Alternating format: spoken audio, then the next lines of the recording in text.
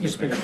Thank you, Mr. Leader. This morning, Congressman Lawler said that it was political malpractice to not allow a vote on the ACA subsidy extension this week. What's your reaction to that? And will Republicans suffer any political blowback for not allowing something like that to come to the floor with moderates? Well, Mike Lawler is a very dear friend and a close colleague of mine. Ironically, weekend before last, I was in New York, in his district on Long Island, and we were campaigning together, ensuring that he gets reelected. Mike Lawler fights hard for New York, as every Republican in this conference does for their districts. The districts are different. They have different priorities and ideas, but we do have, there's about a dozen members in the conference that are in these swing districts who are fighting hard to make sure that they reduce costs for all of their constituents. And many of them did want to vote on this Obamacare, COVID-era subsidy the Democrats created.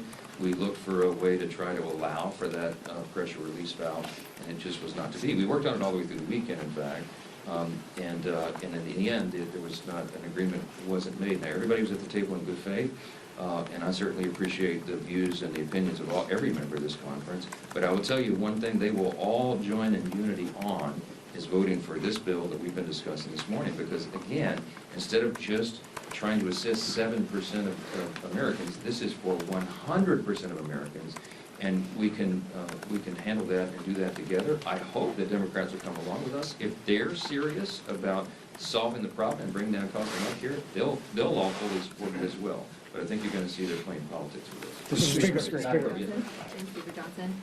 Last week, President Trump said that his legislative agenda is essentially done. So why should voters vote for Republicans in the midterms if there's nothing left to do legislatively? Well, I don't know which comment you're referring to and in what context, but I'll tell you, I talked to the President